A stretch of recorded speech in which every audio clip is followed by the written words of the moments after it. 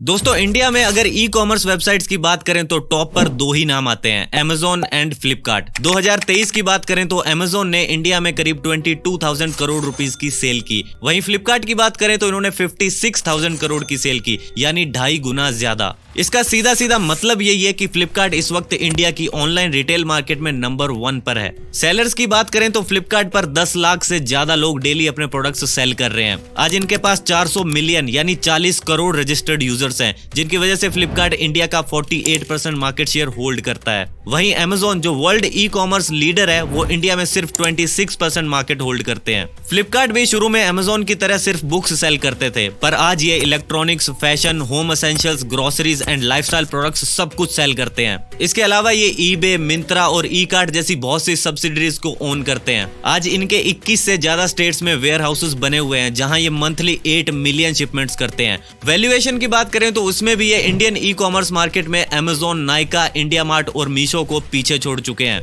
सीधे सीधे बोलूं तो फ्लिपकार्ट की वैल्यूएशन $33 बिलियन है। पर हैरानी की बात यह है कि जो कंपनी पिछले कई सालों से इंडिया में सबसे ज्यादा सेल्स कर रही है, वो लॉस में क्यों है? जी हाँ, फ्लिपकार्ट पिछले 10 सालों से लॉस में है और कमाल की बात यह है कि लॉस हर साल बढ़ता ही जा रहा है। साल 2020 लॉस हुआ 3150 करोड़, 2021 2445 करोड़, 2022 3404 करोड़ और 2023 में हुआ 4890 करोड़ का लॉस। यानी फ्लिपकार्ट ने पिछले 10 सालों में प्रॉफिट के नाम पर एक भी रुपया नहीं कमाया है। पर ऐसा क्यों? जो कंपनी सबसे ज्यादा सेल्स कर रही है वो लॉस में क्यों है? और लॉस में होने के बावजूद वॉलमार्ट ने इनके शेयर्स $16 बिलियन में क्यों खरीदे? और क्या कारण है कि इन्वेस्टर्स इस कंपनी में अपना पैसा पानी की तरह बहा रहे हैं? और जरा सोचो, अगर ये कंपनी 2-4 साल और लॉस में रही तो कहीं बंद तो नहीं हो जाएगी? इन सभी सवालों के जवाब हम इस वीडियो में जानने वाले हैं, तो बिना समय गवाए शुरू करते हैं।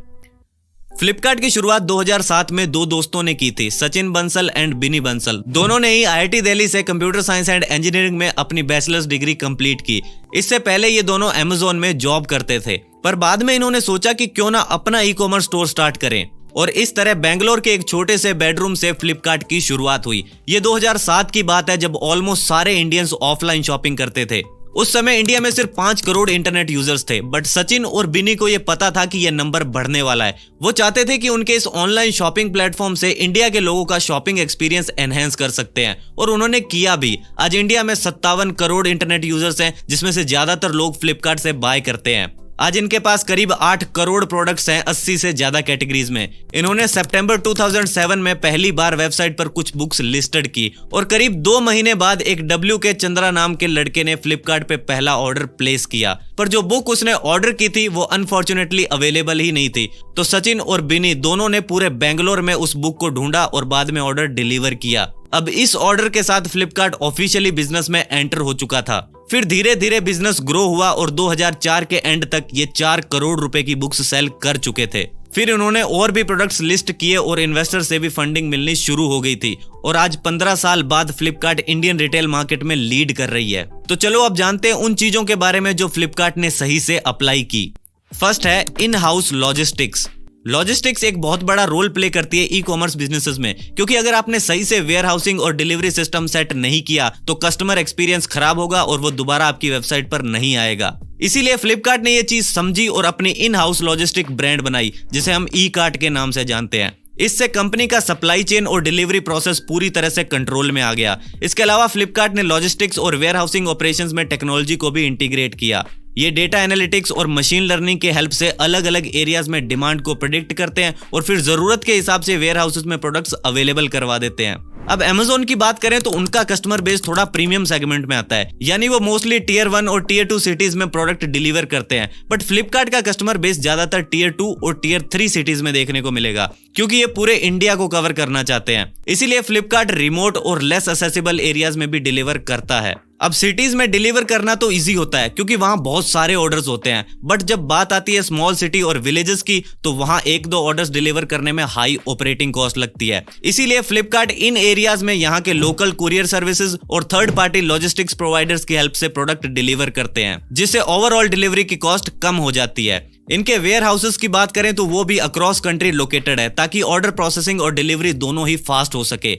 लॉजिस्टिक्स की बात हो रही है तो हम सीओडी को नहीं भूल सकते। फ्लिपकार्ट को ये पता है कि इंडियन मार्केट में ज्यादातर ऑर्डर्स कैश ऑन डिलीवरी पर सेल होंगे, इसीलिए ये हर एरिया में कैश ऑन डिलीवरी का ऑप्शन प्रोवाइड करते हैं। इवन जिन रिमोट एरियाज में इन्हें पता है कि अगर कस्टमर ने प्रोडक्ट एक्सेप्ट नहीं किया तो उसे वापस वेयर हाउस तक पहुंचाने में हाई ऑपरेटिंग कॉस्ट लगेगी, वहां भी ये सीओडी का ऑप्शन रखते हैं ताकि कस्टमर का ट्रस्ट बना रहे। और आजकल तो ये कुछ एरियाज में सेम डे डिलीवरी और नेक्स्ट डे डिलीवरी भी प्रोवाइड कर रहे हैं, जिससे इन्हें ई कॉमर्स इंडस्ट्री में एक कॉम्पिटिटिव एडवांटेज मिल रहा है। सेकंड है बिग बिलियन डेज।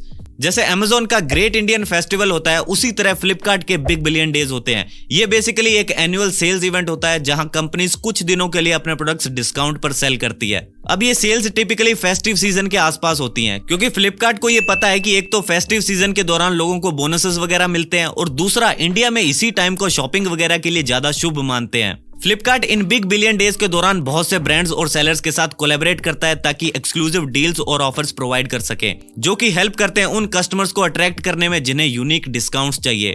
अब डिस्काउंट्स भी ये हर प्रोडक्ट पर देते हैं, फिर चाहे वो फैशन हो, होम गुड्स हो, इलेक्ट्रॉनिक आइटम हो या फिर कुछ और। एक चीज आप नोटिस करोगे, इन सेल्स में आपको प्राइस ड्रॉप्स देखने को मिलेंगे, बंडल्ड ऑफर्स देखने को मिलेंगे, इवन बैंक डिस्काउंट्स भी देखने को मिलते हैं। और ये सब कुछ इसलिए ताकि डील्स को और ज्यादा अट्रैक्टिव बनाया जा सके। इसके अलावा अगर आप ध्यान से देखो तो ये भी पता चलेगा कि इनके ऑफर्स लिमिटेड टाइम के लिए होते हैं, वो इसलिए ताकि एक अर्जेंसी क्रिएट हो और आप क्विक परचेज डिसीजन लेकर उनके प्रोडक्ट खरीद लो।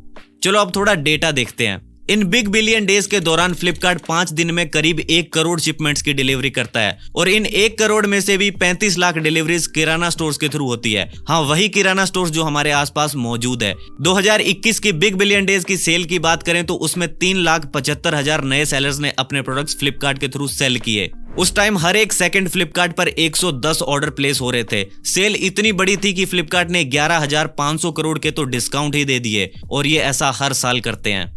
थर्ड है मर्ज एंड एक्विजिशन।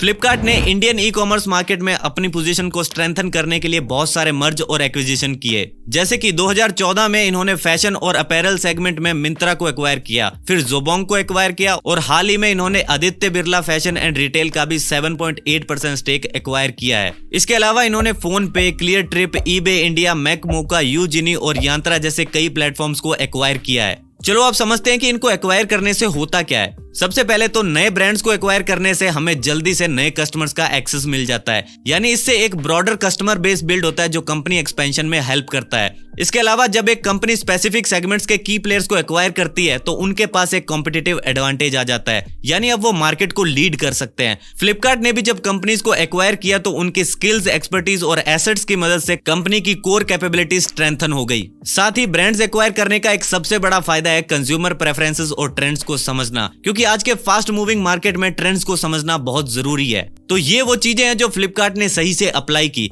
पर हैरानी की बात यह है कि इतना सब कुछ करने के बाद भी कंपनी कंटिन्यूअसली लॉस में क्यों जा रही है। तो चलो जानते हैं। फर्स्ट है advertising expenses. E commerce companies के लिए कैश बर्न शुरू से एक मेजर प्रॉब्लम रही है। अमेजोन और फ्लिपकार्ट जैसी कंपनीज को करोड़ों रुपए स्पेंड करने पड़ते हैं कस्टमर को अट्रैक्ट और रिटेन करने के लिए। ये मेनली स्पेंड करते हैं गूगल एड्स पर या फिर social media platforms like Facebook, Instagram और ट्विटर पर। फ्लिपकार्ट अपना एफिलिएट प्रोग्राम भी रन करता है जिसमें ये इन्फ्लुएंसर्स और डिजिटल क्रिएटर्स के साथ कोलैब करके अपने प्रोडक्ट्स एफिलिएट लिंक्स के थ्रू प्रमोट करवाते हैं और बदले में उन्हें कमीशन देते हैं। इसके अलावा ये traditional advertising like TV ads और प्रिंट एड्स भी करवाते हैं। आपने देखा होगा कई बार तो न्यूज़पेपर के पूरे फ्रंट पेज पर सिर्फ फ्लिपकार्ट की एड होती है, जिसके लिए इन्हें हाई कॉस्ट पे करनी पड़ती है। इसके बाद आती है ईमेल मार्केटिंग। फ्लिपकार्ट और अमेजोन जैसी कंपनीज अपने कस्टमर को रीटारगेट करने के लिए मेल्स सेंड करती हैं, जिसमें डिस्काउंट्स और ऑफर्स प्रोवाइड करते हैं।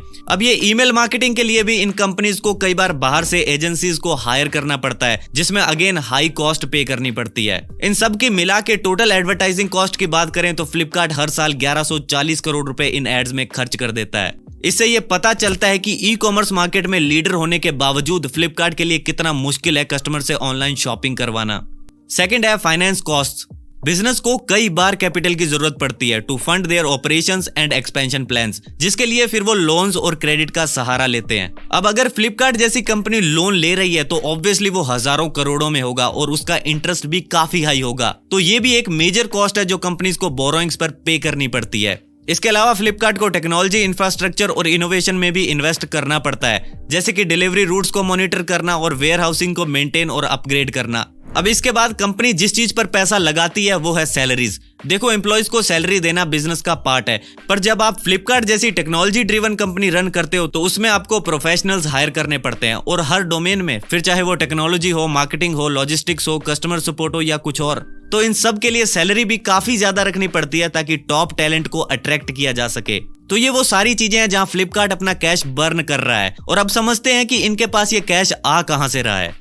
अगस्त 2018 में एक बहुत बड़ी यूएस रिटेल कंपनी वॉलमार्ट ने $16 बिलियन में फ्लिपकार्ट के 77% शेयर्स खरीद लिए, जिससे कंपनी की वैल्यूएशन $20 बिलियन तक पहुंच गई। और यही वो पैसा है जो फ्लिपकार्ट हर साल बर्न कर रहा है। और सोचने वाली बात है, वॉलमार्ट कोई छोटी मोटी कंपनी नहीं है। इनके पूरे वर्ल्ड में करीब 10,500 स्टोर्स हैं। इतने तो बड़ी बड़ी कंपनीज में एम्प्लॉय नहीं होते।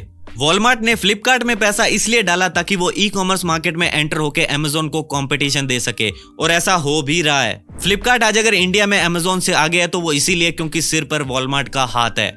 अब कुछ लोग सोच रहे होंगे कि हर साल फ्लिपकार्ट के लॉसेस बढ़ते ही जा रहे हैं, तो क्या आने वाले कुछ टाइम में कंपनी बंद भी हो सकती है? फ्लिपकार्ट का ये कहना है कि वो अब कॉस्ट ऑफ बिजनेस ऑपरेशंस को रिड्यूस करने वाले हैं और ऑर्डर प्रोसेसिंग को भी इंप्रूव करने वाले हैं। बट मेरा ये मानना है कि जब तक वॉलमार्ट फ्लिपकार्ट के साथ खड़ा है तब तक उन्हें कोई प्रॉब्लम नहीं है। और आपका इसके बारे में क्या सुझाव है, आप कमेंट में बता सकते हैं। तो दोस्तों, आज की इस वीडियो में बस इतना ही। वीडियो पसंद आई तो लाइक और शेयर कर दीजिए। मैं मिलता हूं आपसे नेक्स्ट वीडियो में। धन्यवाद फॉर वॉचिंग।